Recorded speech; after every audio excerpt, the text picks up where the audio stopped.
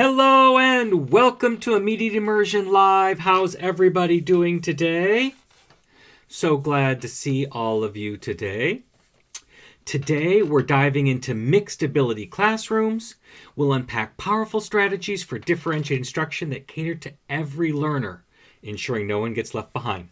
Stay tuned as we share actionable tips that will bring harmony to your diverse classroom. My name is Scott, and you're watching Immediate Immersion Live, where we're all about comprehension-based instruction in the modern language classroom. We'll be right back.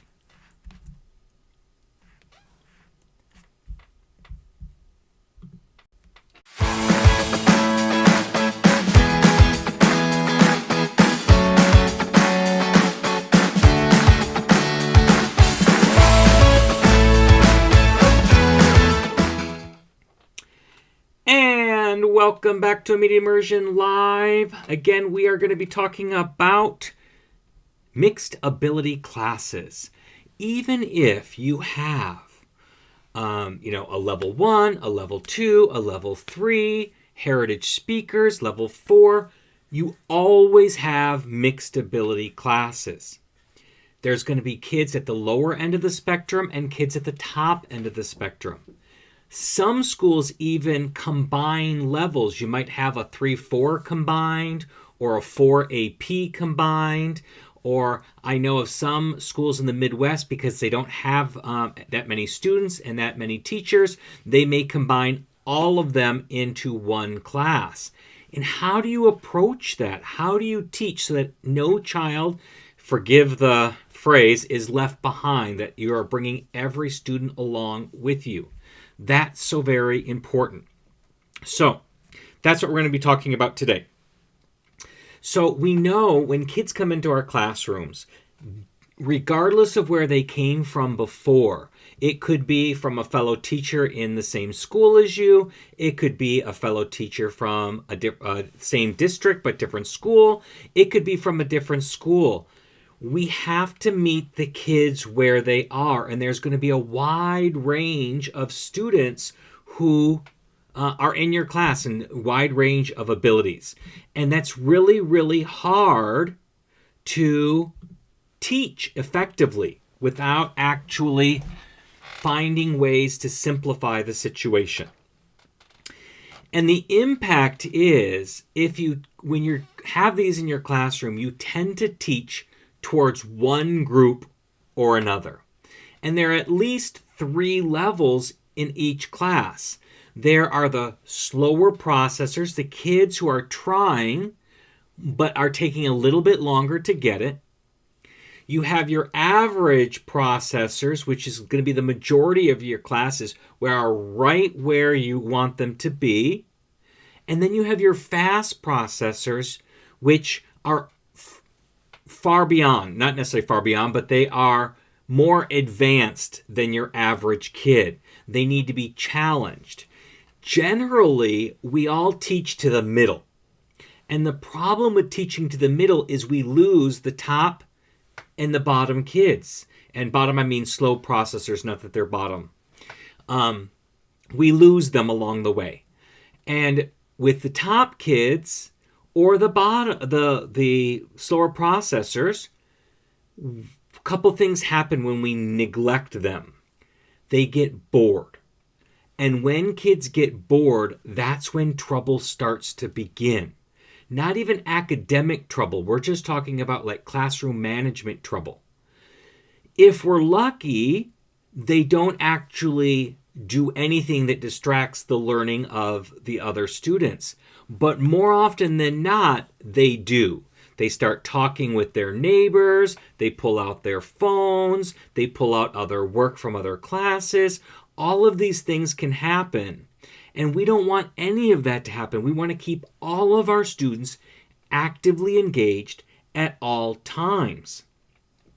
So in order for us to do this, we need to have our thumbs on the pulse of our students.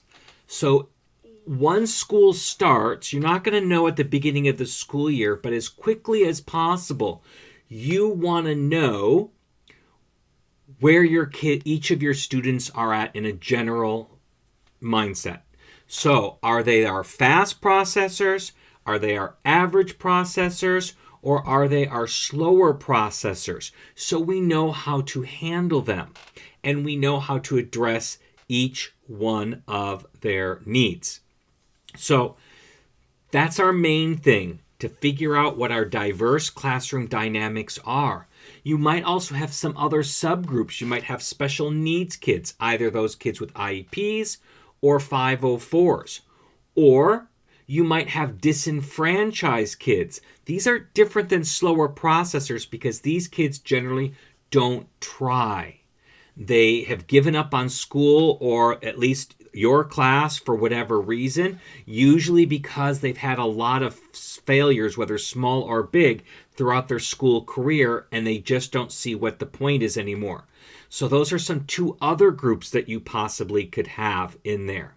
You might also have heritage or native speakers in a regular language class, which is not an appropriate placement, but in the reality of things, sometimes that's where they end up. We don't have a separate class for them, or, there's lots of different things that go into that. Or you might have kids who are already bilingual or trilingual in other languages, so they pick up your language incredibly fast. And that's a little bit different than fast processors. They're a little bit of a subgroup of those. So you've got all of these different things that you've got to think about. And how do we do that as a teacher without losing our minds? That we have to adapt to each one of these kids so that each kid is being carried along with the whole class and everybody is learning. So that brings us to the adaptable language principles. And when we're talking about that, let me get to my right screen here. We want to first talk about Stephen Krashen's theory of comprehensible input. What he says for the main idea, not all of the separate ones, what he says is that in order for a student to acquire language, or anyone to acquire language, they must be provided with input, whether it's visual input through reading or oral input through listening,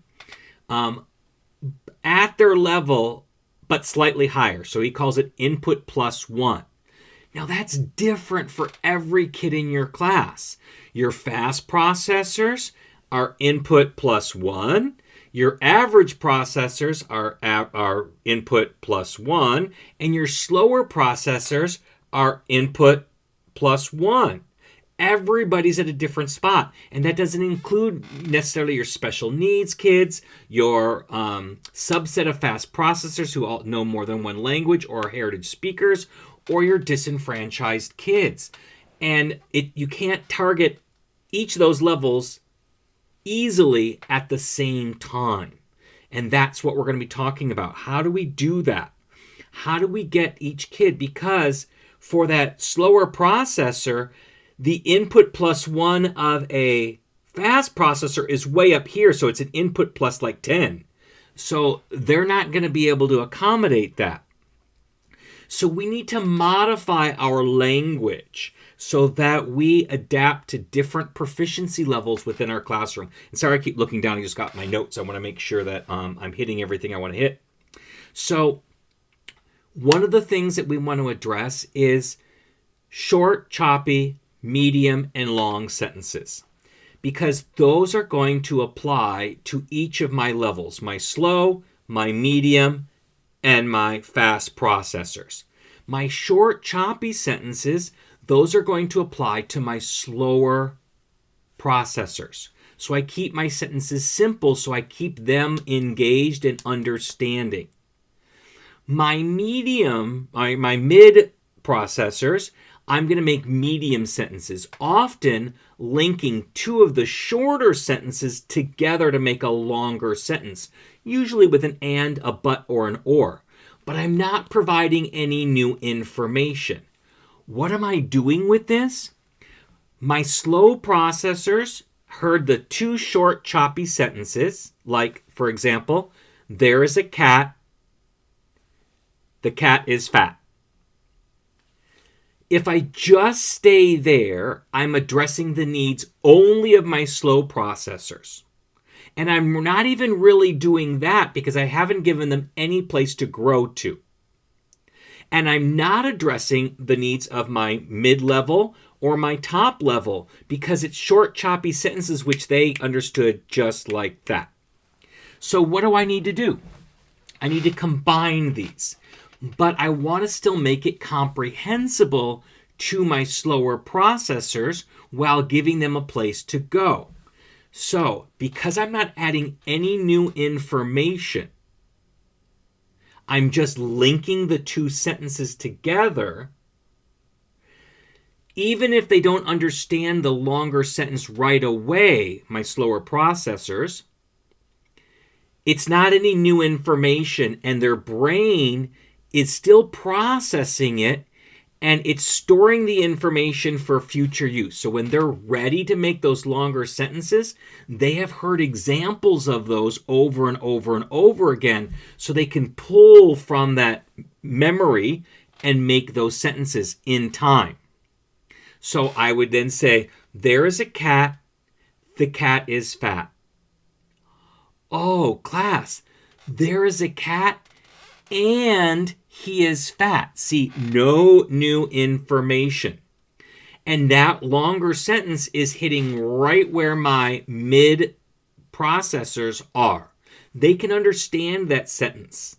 And the two shorter sentences was just repetition for them. But now I need to address my top kids. And so I need to then take these sentences and make them even longer, often with sinces, therefores, and becauses. These sentences are not going to be comprehensible to your slower processors, but that's okay because you've already given them the two short sentences and you've given them one to grow on, the mid sentence. And then your top sentence, again, is not going to contain any new information. You're just recombining the elements you already have. So your mid-level students now have a place to grow. And now you've got a spot for your top kids where you're addressing them directly. So you could say something like, oh my gosh, there is a cat and he is fat because he eats a lot. Now, I added that other little phrase. I would have said that earlier on. So I would have said, there is a cat, he is fat, he eats a lot. Oh my gosh, there is a cat, and he is fat, and he eats a lot. And then I can go then, there is a cat, and he is fat because he eats a lot. And then that one step to grow on for your top kids are generally asking how or why questions about your sentence because they require so much more language usually to answer that. So then I could ask my top kids, why does he eat a lot? And then they've got to use all their language skills, and I don't have any backup for them. We have not discussed any of that. They're not recalling it from earlier on in the sentences. They have to create something new, which is at the top of Bloom's taxonomy, and you're challenging your top kids to be able to answer that. So you're constantly going back through these three levels, and not in a particular order. Because if it's in a predictable order, then the kids' brains will learn to tune out parts of it. We don't want that to happen. We want them to listen to all of it because all of it is repetition, and it's showing them how to create sentences, how to put words together, how to use syntax, all of that together in whatever language that you're teaching them. And it's so really important. And we want to include an inclusive classroom atmosphere, meaning we don't want to make any student feel lesser than any other. And so no matter at what production level or what comprehension level a student might be, we need to celebrate that so that they feel confident and they feel those little bit of successes. This is the best way to get your disengaged, your disenfranchised students back on task. Because usually they are disengaged and disenfranchised because they have not had enough success in school. And this usually starts in upper elementary and middle school where it starts to diverge. Usually elementary school kids, at least the younger ones, all enjoy going to school and they're active learners. But as they get older and they get some not successful moments in school, each one of those pushes them down a little bit until they give up completely. And we really see this once they get to middle school to upper middle school, and you see it really drastically in high school. So in order to get them back with us, back engaged, and not be disenfranchised anymore, we need to give them small successes. So I'm going to make sure that I ask them questions that I absolutely, positively know that they can answer, because I want them to feel success. And then when they answer correctly, we are going to celebrate. I am going to applaud them. I am going to give them any kind of adjectives that I can. I might give them a high five. I want them to feel good about their answer. And so I can start small and then build their confidence up. And once they have so many of these successes, they're like, well, I can actually do this. And so let me rejoin the class. So that's really, really important.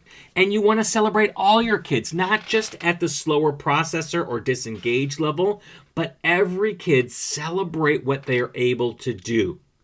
Because one of the biggest things in language acquisition, in my opinion, is confidence. It may be all in here, and they may be very capable, but most people, including myself, lack confidence in our abilities. And I'll give you an example. A few years ago, I was in Germany, and my German is okay. It's not great. It's been out of practice for many years. I don't get to use it enough to keep it in practice, but I can get by in Germany. I can speak in German. They answer me back in German. Not a problem. But this particular guy, when I was buying bottled water on one of the little little kiosks on the street, and I have a little, because in Germany it's really big to have these little here, I've got one right here. One of these. This is a bigger one, but I have a smaller one where I keep all my currency and my coins in. For places that don't take credit cards, because in Germany it's about a 50-50. At least last time I was there 2 years ago, it was about 50-50, where some places wouldn't take credit cards or debit cards and some would. Where in other countries like France, I never had to bring cash out at all. I just use my card all the time.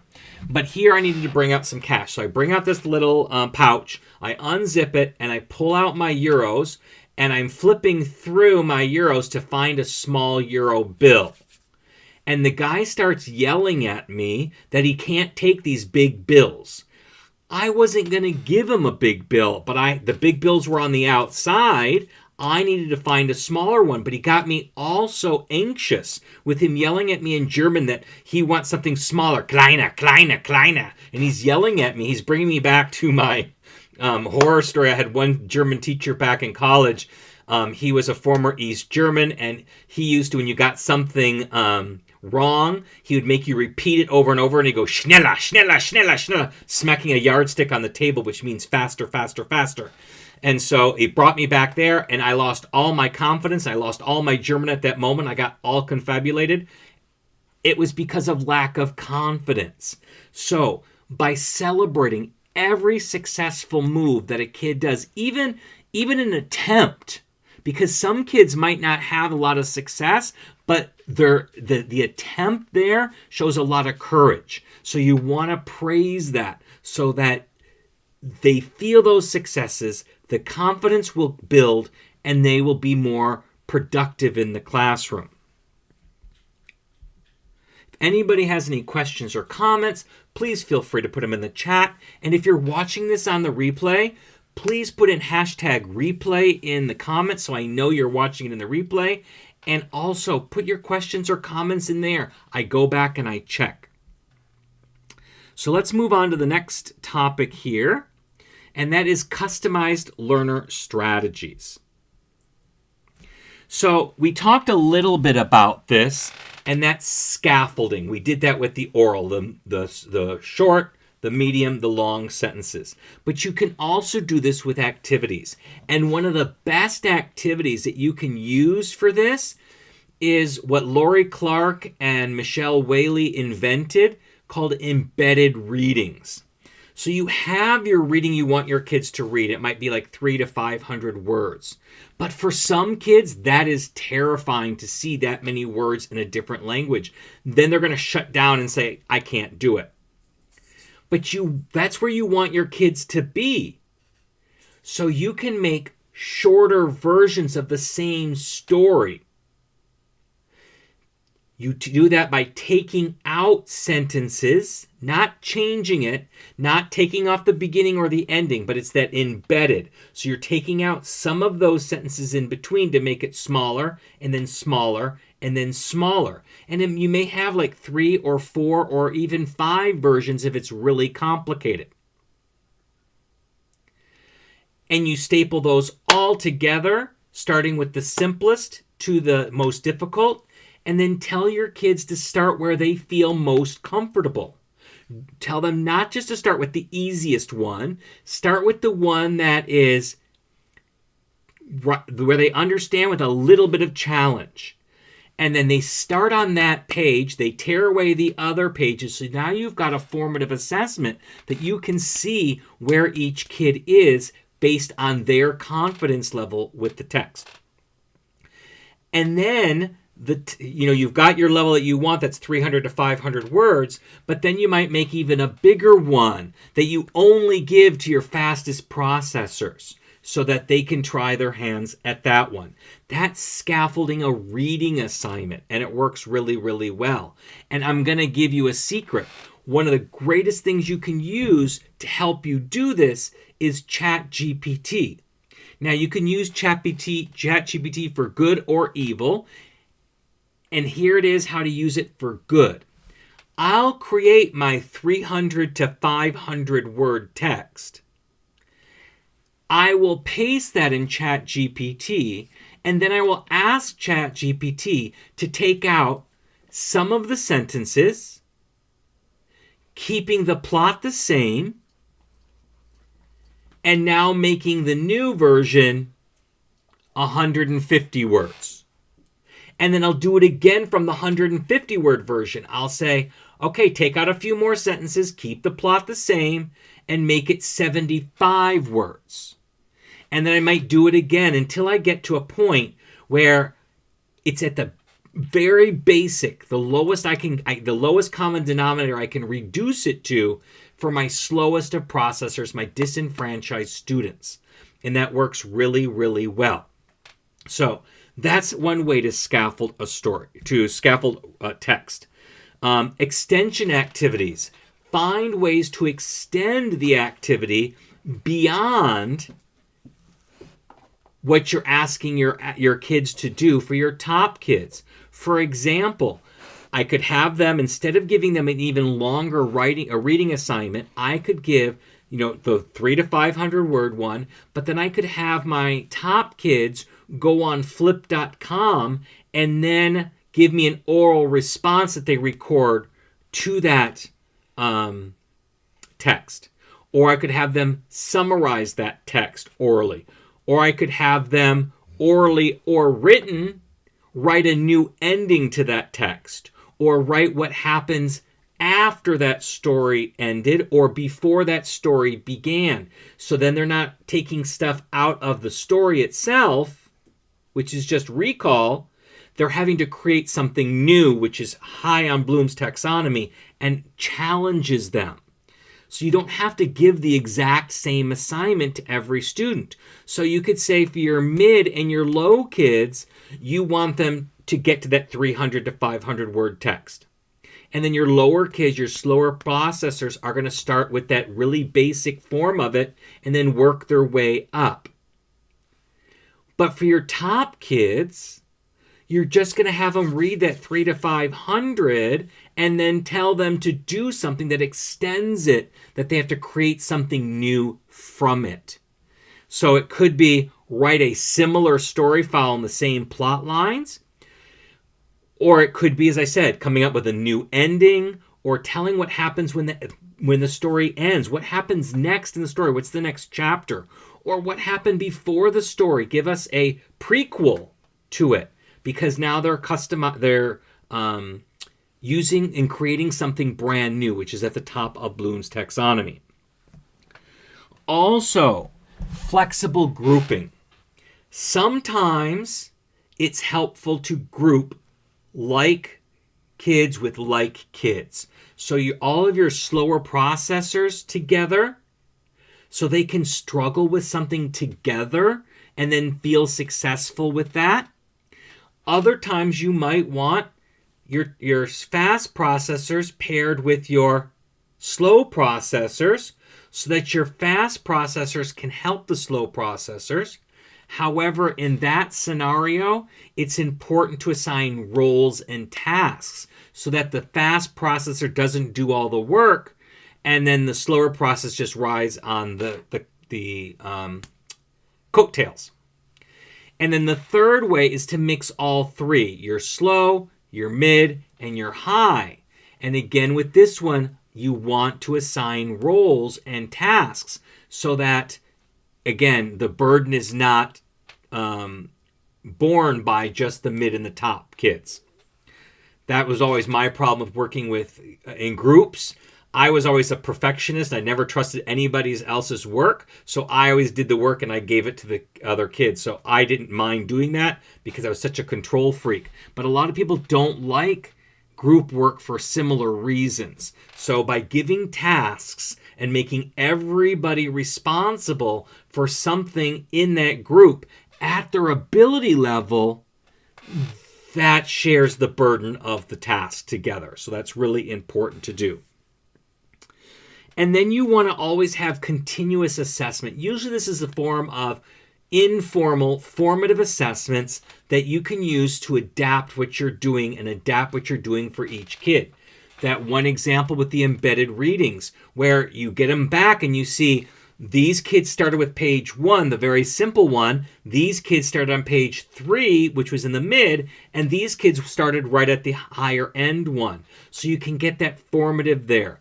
Asking comprehension questions and comprehension check questions to see where your students are is another way to get a good formative assessment.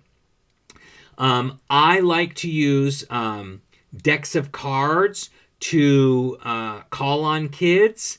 And so I might make notes on the card so I know at the end of class I'll go, oh, I can see these kids are struggling and these kids are not. So I might make a little mark on the back of a card.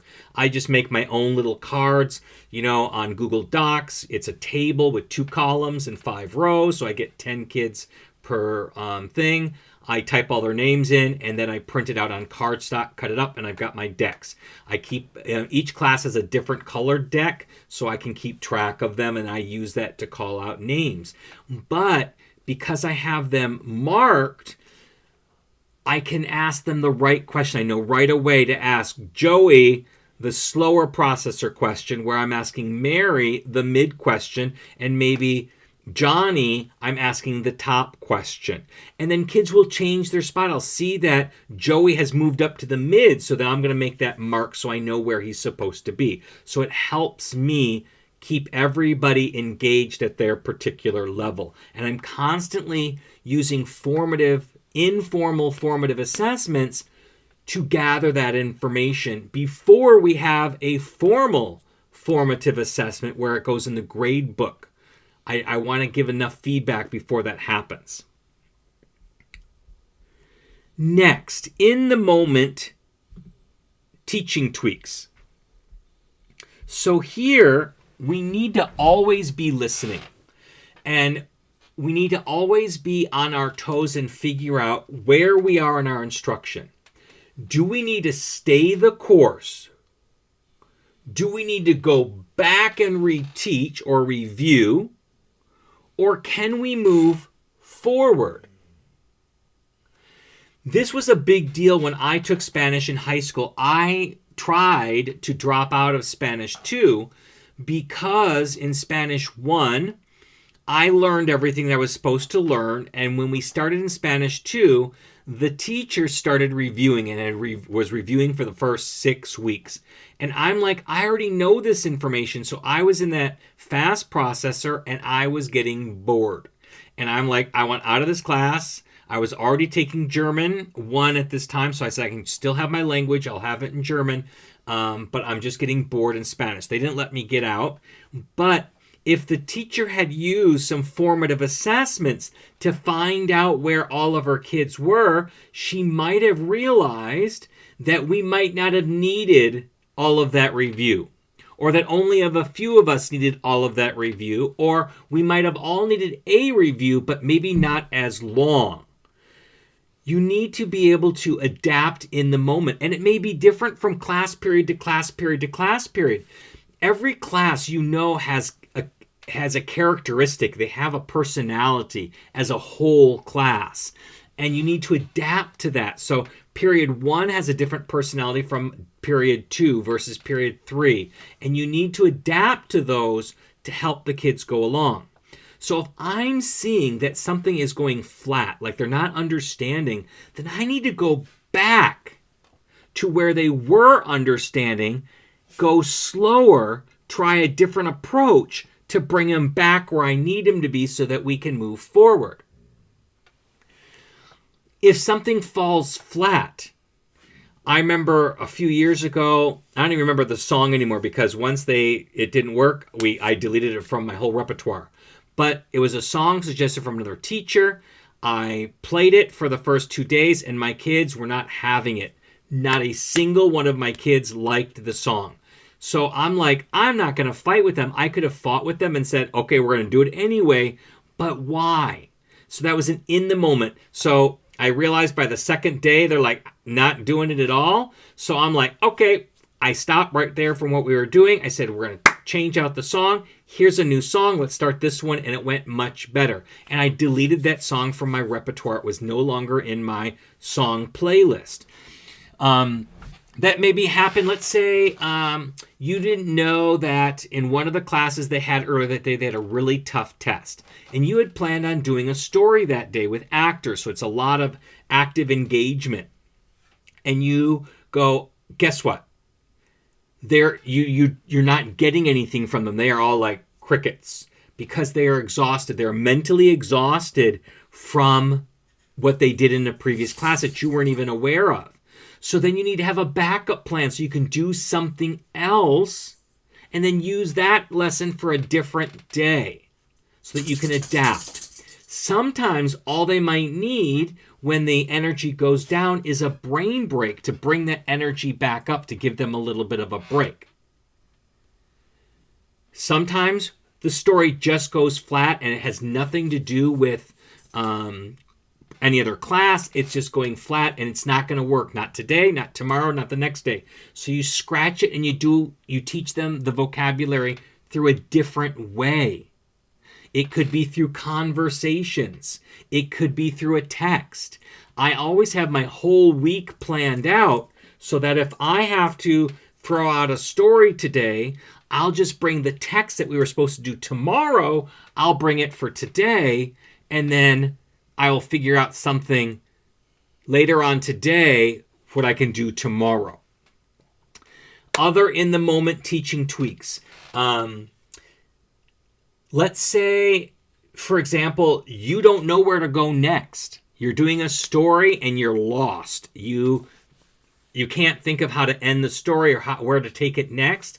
Then you can go in that moment and go back and review from the beginning of the story, which doesn't take any brain power from you, so that you can think about what you want, how you want to change it up at the end. So when you get back to where you left off, then you can continue.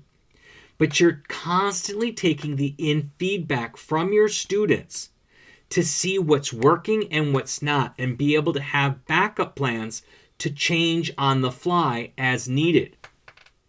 Another thing, and I just lost it. Oh, there. I learned this from my sister's an elementary school teacher. I didn't realize how it existed, and I did some of this subconsciously. But if you have a really passive class, then you need to bring the energy. And if you have a really rambunctious class, you need to calm the energy. And so you need to model what you want your kids to do.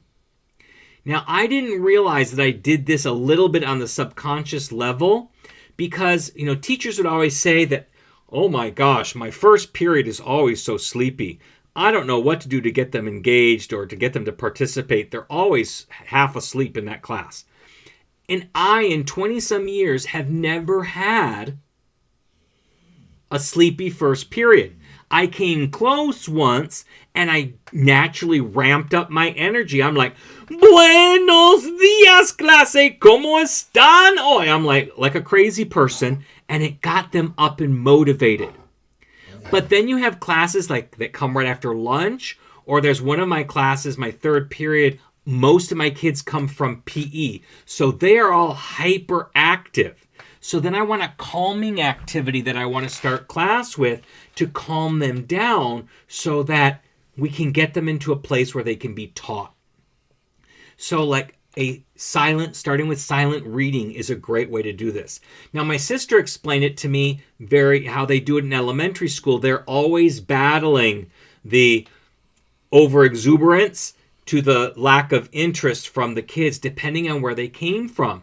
So if they came from, PE, they need to plan for an activity that's a little bit more subdued to calm their energy back down. And if they came from the library where they were all quiet for such a long time, they need to bring up the energy a little bit. They're constantly doing this ebb and flow. That's in the moment teaching tweaks. If I come into my class and they normally are very quiet and I'm really rambunctious, but I'm seeing that they're really rambunctious today, I need to change in that moment and become very subdued. I'm not going to be as loud. I'm not going to be as animated. I'm going to be a little bit drier to bring down their energy level. So that's that ebb and flow. And our last topic for today is balanced participation techniques. So what I do for participation is, because we are a standards-based school, and we can't put, and I don't believe in any way, grading people on participation, because some kids are shy, and although they know the answers, they don't want to put their hand up and put them at risk. And then there are other kids who constantly put their hands up but really don't know anything. So if you're basing it on how many times they put their hands up or answer questions, then you can have an overly inflated or deflated grade. So what I do to encourage kids to participate, I use I use an app called Class Dojo.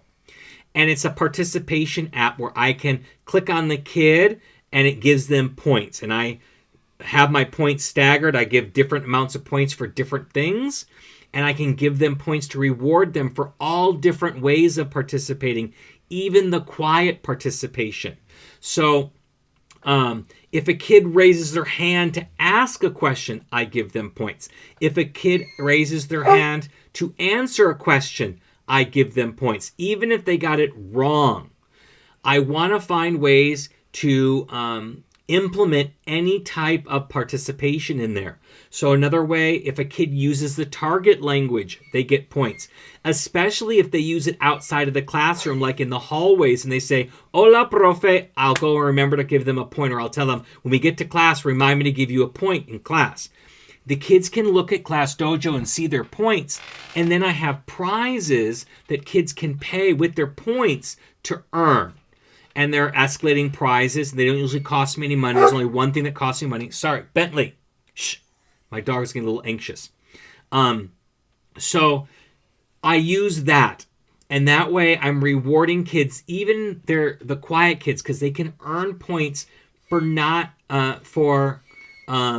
just raising their hands or answering questions. There's lots of different things that they can earn points for that they don't have to put themselves out there. And so that makes it a little bit more fair level playing field for everybody to earn these participation points. And the kids enjoy these, especially my disenfranchised kids. They like getting their points. They fight for their points so that they can earn the prizes that they want. We already talked about, celebrating everybody's wins so that everybody feels included. Don't let anybody put someone down based on their language, like, oh my God, that was a dumb saying, or you can't speak Spanish or French or German, any of those types of things. Don't let that kind of stuff go in there. Or kids who roll their eyes because so-and-so got picked to answer a question because they know they always struggle with the answer. Don't let any of that happen, so you have a complete... you have a complete equal level playing field for everybody. And then classroom routines and signals help a lot as well. So having classroom routines, things the students expect and things that you cue up that they do, helps keep everything on a level playing field. We have ways of turning in papers. We have ways of doing our quick writes. We have ways of doing our silent reading. You teach these procedures. You don't just tell them. You teach them. You practice them, just like a fire drill, so that the kids know exactly what to do. I've been told by my administrators in the past that I have seamless transitions. I never really thought about my transitions at all. I just know, okay, we're going to the next thing, and my expectation is that you are coming along with me. And kids learn to come along with me because of our procedures, our routines, our patterns. And it makes kids, especially your slower processors and your disenfranchised students, feel more comfortable because they know what to expect and they know what they have to do or what they're supposed to do. So that's really, really important. I never realized the importance of procedures until, midway into my career. I got that little book from Harry Wong, was given to me when I first started teaching. And I like reading this book. It was given to me by my high school administrator. I'm reading the book and I'm like, this is all elementary school kids. This doesn't apply to me. I teach high school. And I never finished reading the book at the time until I realized 5, 6, 7 years later that, oh my gosh, routines are important.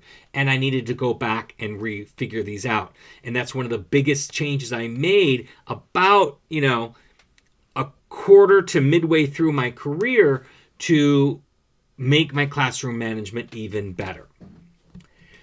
So that's what we have this time. All these different ways that you can address all of the different types of kids in your classroom so that everybody is where they should be and you're not leaving any particular kid behind, that you are working with them so that they all can be successful at their particular level. Now, next week we're going to be talking about, let me find out where my thing is. Okay, this is going to be an important topic for many of you.